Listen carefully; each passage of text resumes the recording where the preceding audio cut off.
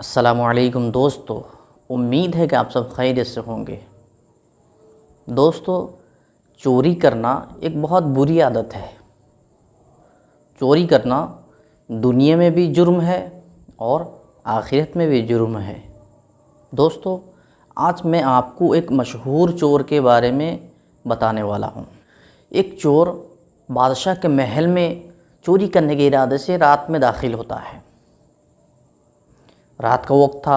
चोर इधर से उधर गश्त लगाए फिर रहा है, कहीं से कुछ ख़जाना मिल जाए। और अचानक चोर के कान में एक आवाज़ आई और वो आवाज़ बादशाह की थी। चोर वहीं रुक गया और गौर से उस आवाज़ को सुनने लगा। वो बादशाह की आवाज़ थी। बादशाह अपनी बीवी से गुफ्तगू कर रहे थे। बादशाह कह रहे थे, मैं अपनी बेटी की शादी ऐसे नौजवान से करूँगा जो निहायत मुत्तकी, परहेज़गार, नमाज का पाबंद। चोर ये बात सुन रहा था। चोर सोचने लगा, क्यों न मैं ऐसा बन के दिखाऊं।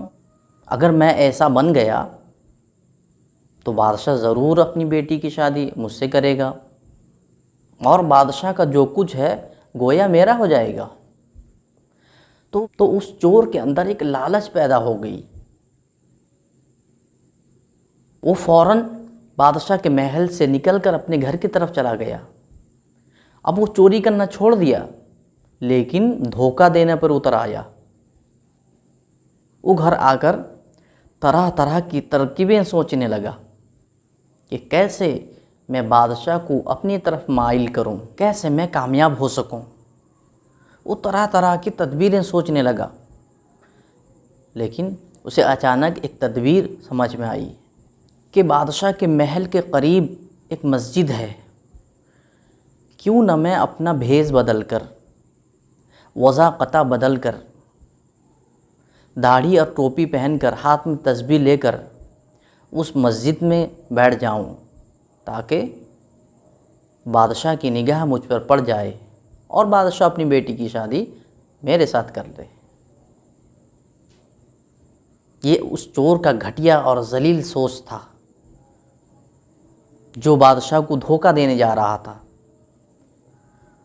वो अपने प्लान के मुताबिक अपना भेष बदलता है, सर में टोपी, हाथ में तस्बीह लेकर उस मस्जिद में जाकर बैठ जाता है, इबादतों में मशगूल हो जाता है, रात भर इबादत में लगा रहता है और दिन भर रोज़े रखता है, नवाफिल पढ़ता है, तिलावत करता है, तस्बीहात करता है। आहिस्ता आहिस्ता लोगों में ये बात मशहूर हो गई, फैलती चली गई कि हमारे मस्जिद में कोई अल्लाह के वली आए हैं जो रात भर इबादत करते हैं, दिन भर रोज़ा रखते हैं, तिलावत कलामुल्लाह करते हैं। यहाँ तक कि वो बात बादशाह तक पहुँच गई।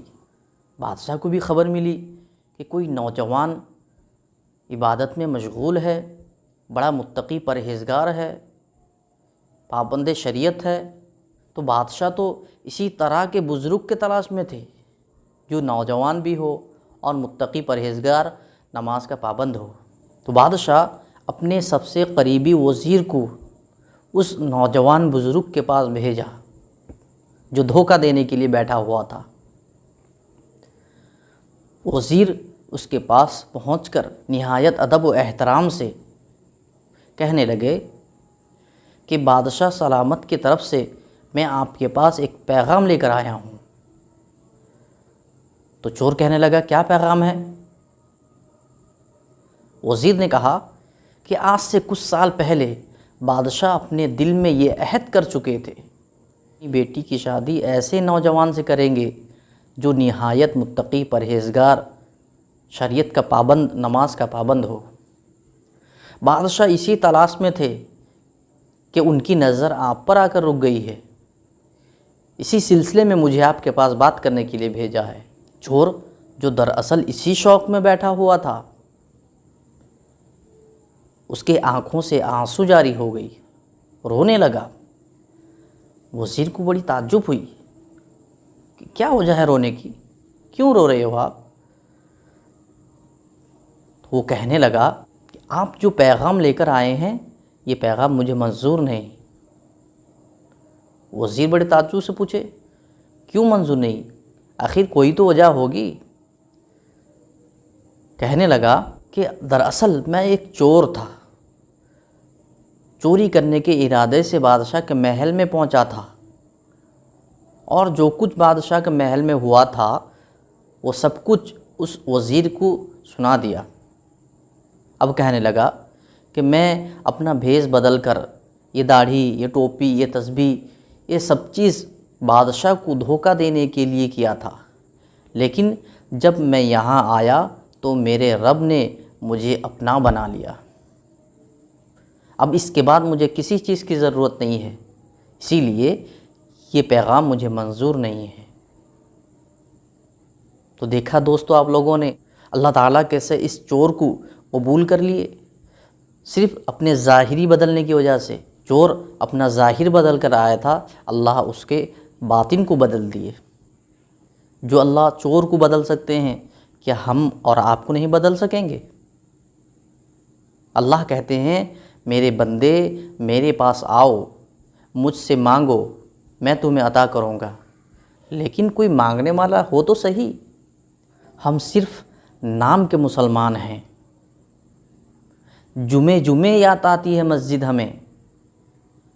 हमारा ईमान इतना कमज़ोर हो गया है कि हमको मस्जिद तक ला नहीं पाता। क्या ऐसा ईमान हमको अज़ाब क़ब्र से बचा लेगा? फिर भी हम उम्मीद रखते हैं हम जन्नत का दरवाज़ा खोल कर नहीं बल्कि तोड़ के चले जाएंगे। क्या ऐसा हो सकता है?